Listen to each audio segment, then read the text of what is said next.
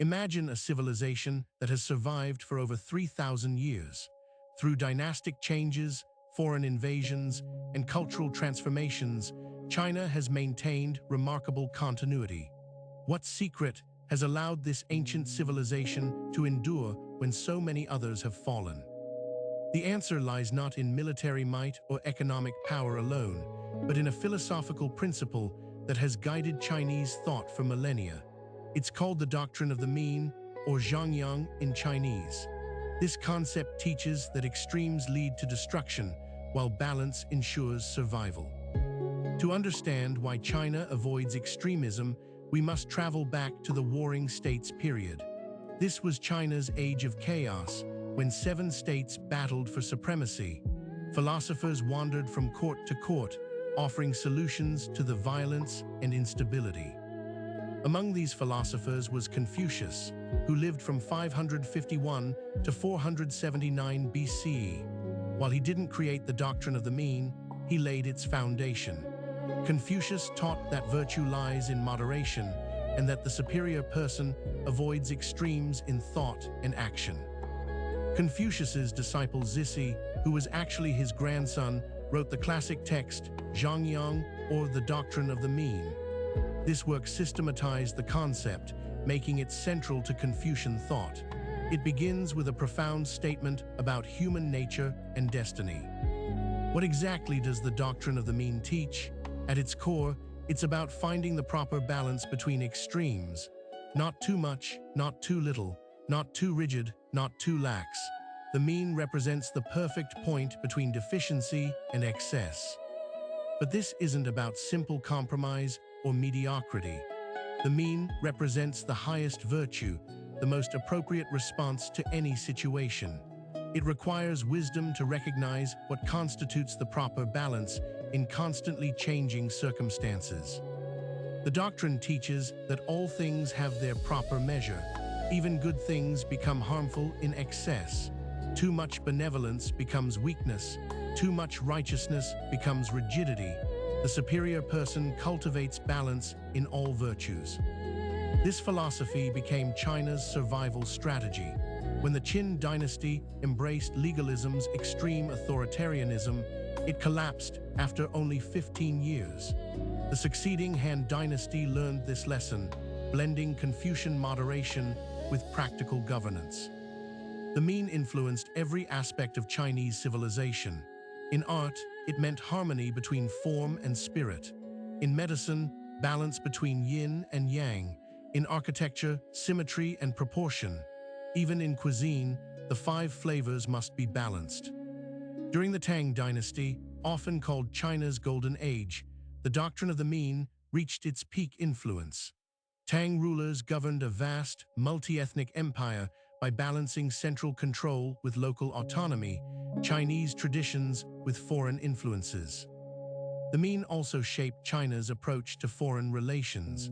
Unlike expansionist empires, China generally preferred the tribute system.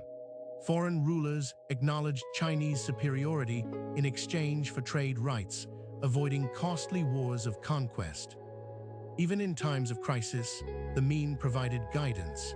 When the Mongols conquered China and established the Yuan dynasty, Chinese officials advised moderation. They persuaded the Mongols to adopt Chinese administrative systems rather than impose pure nomadic rule. The Ming dynasty that followed the Mongol rule consciously revived Confucian values. The Yongle emperor, while ambitious in projects like the treasure voyages, balanced expansion with consolidation, foreign exploration with domestic stability. During the Qing dynasty, China faced unprecedented challenges from the West. Some advocated complete rejection of foreign ways, others wanted wholesale westernization. The doctrine of the mean suggested a middle path, Chinese learning for substance, Western learning for function. The 20th century tested China's commitment to the mean like never before. The Cultural Revolution represented a radical break from tradition, an extreme rejection of the past. The violence and chaos that followed seemed to confirm the dangers of extremism. After Mao's death, Deng Xiaoping famously advocated crossing the river by feeling the stones. This pragmatic approach rejected ideological extremes, instead embracing gradual reform. It reflected the mean's wisdom of cautious, balanced change. Today, China's economic model blends elements that elsewhere seem contradictory: state planning with market mechanisms, political control with economic openness. Whether this represents true balance or contradiction is debated, but the attempt reflects mean thinking. In foreign policy, China speaks of a community with a shared future for mankind and win-win cooperation. These concepts reject zero-sum thinking in favor of balanced relationships. They echo the mean's rejection of winner-take-all approaches. The mean also appears in China's environmental policies. Rather than choosing between development and conservation, China pursues ecological civilization, theoretically balancing economic growth with environmental protection. Critics argue that China sometimes violates the mean's principles. The one-child policy represented demographic extremism. The treatment of some ethnic groups shows imbalance. Even supporters acknowledge the difficulty of perfect balance. The doctrine of the mean faces new challenges in the digital age. Social media algorithms often promote extreme views for engagement. Information bubbles reinforce polarization. Can ancient wisdom about balance survive in an age of digital extremism? Interestingly, the mean finds parallels in other traditions. Aristotle's golden mean between excess and deficiency echoes Confucian thought.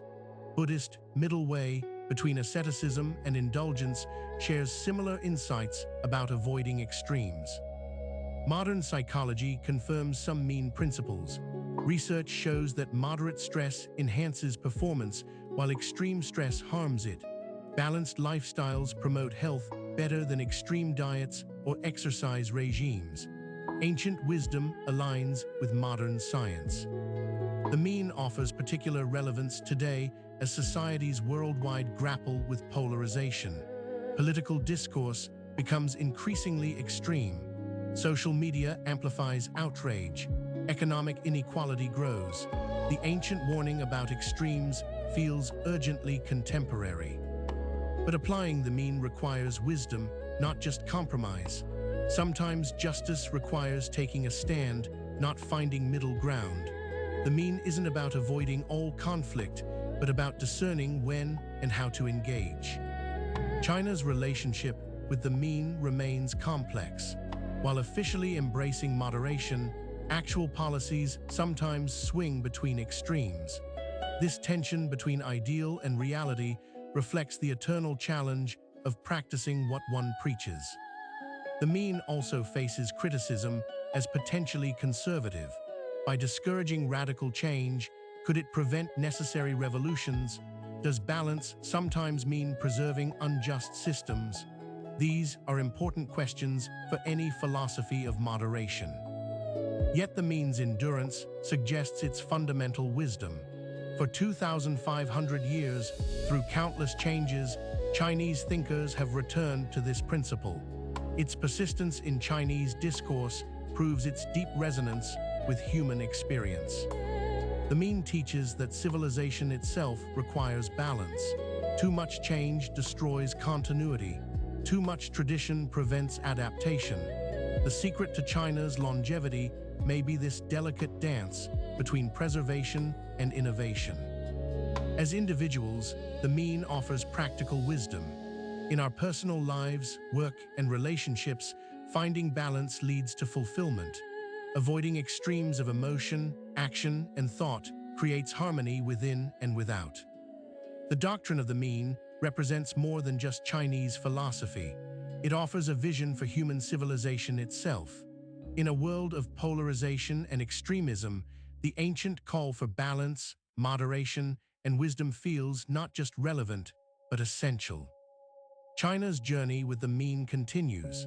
As the nation faces new challenges, technological disruption, demographic shifts, global tensions, will it maintain its philosophical commitment to balance, or will new extremes emerge? The ultimate test of the mean may be whether it can guide not just China, but our global civilization. As humanity faces existential threats, from climate change to technological risks, the wisdom of balance becomes everyone's concern.